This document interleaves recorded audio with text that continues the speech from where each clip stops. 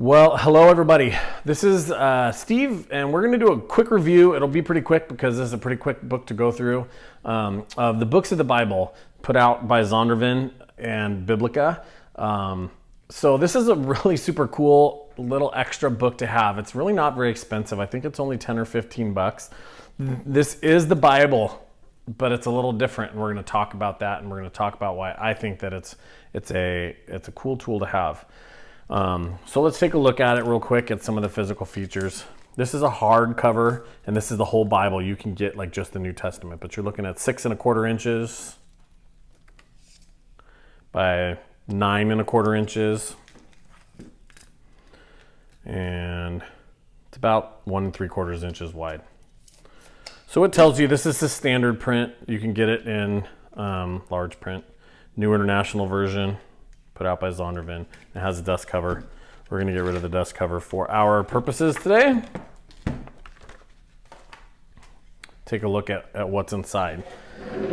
So here is why the books of the Bible is a little bit different, is because it's designed essentially for reading. Bibles have lots of different features. Some of them have references. You can take a look at some of my other Bible reviews. Study Bibles have copious references at the bottom, references in the margins, concordances. They also have numbers. So Genesis 1:1, for example. This book does not, and it's organized a little bit differently, and it makes it very unique and makes it, I think, fun to read. So you're going to get your title page. This is the New International Version of the Bible. You can get out your normal Bible and double check it against itself. I have done that.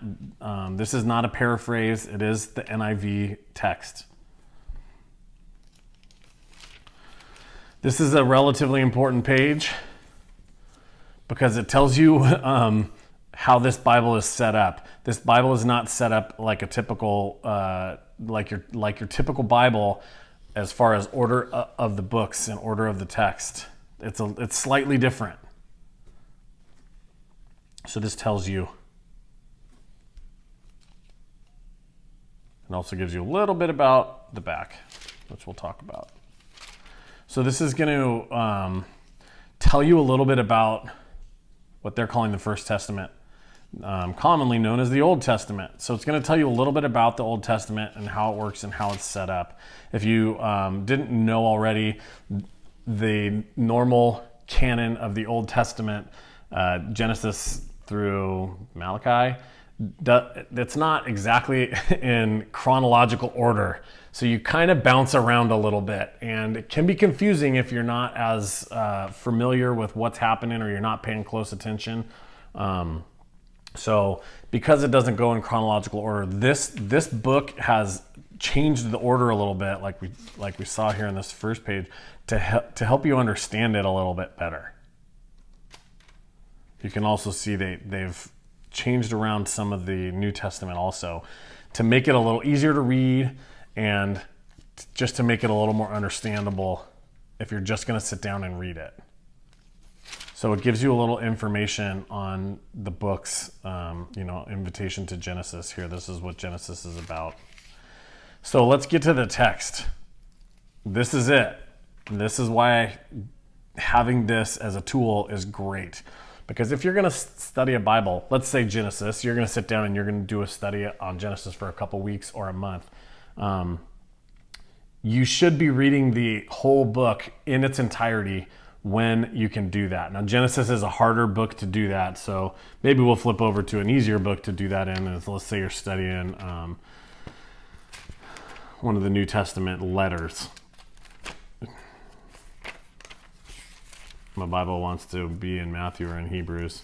So let's take a look at 1 John. You're going to sit down and study 1 John. You should be reading this all the way through because this is a letter, right? How many times have you gotten a letter and only read the first 2 or 3 sentences and then set it down for a couple of days and then come back and read another paragraph? You don't do that.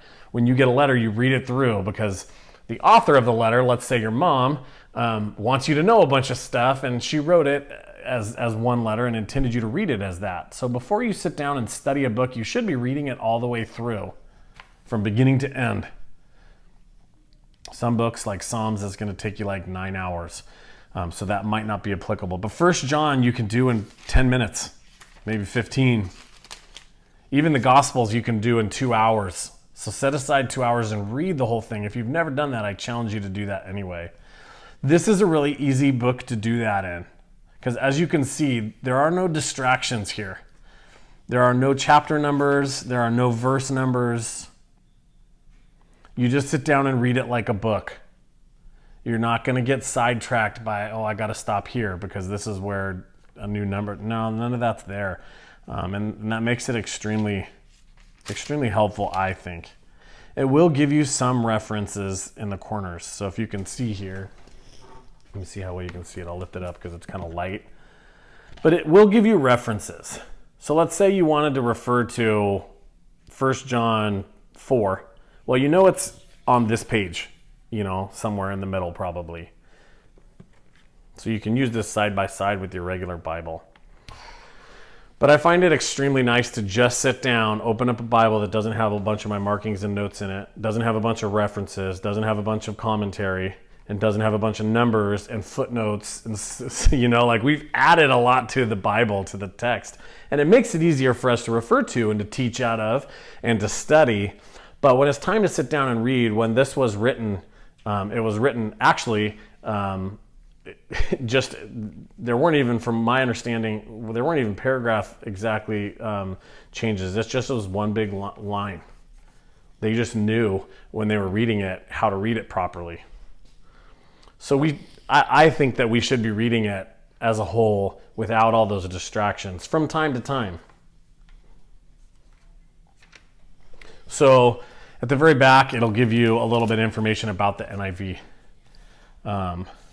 When it was first published, how it is translated essentially.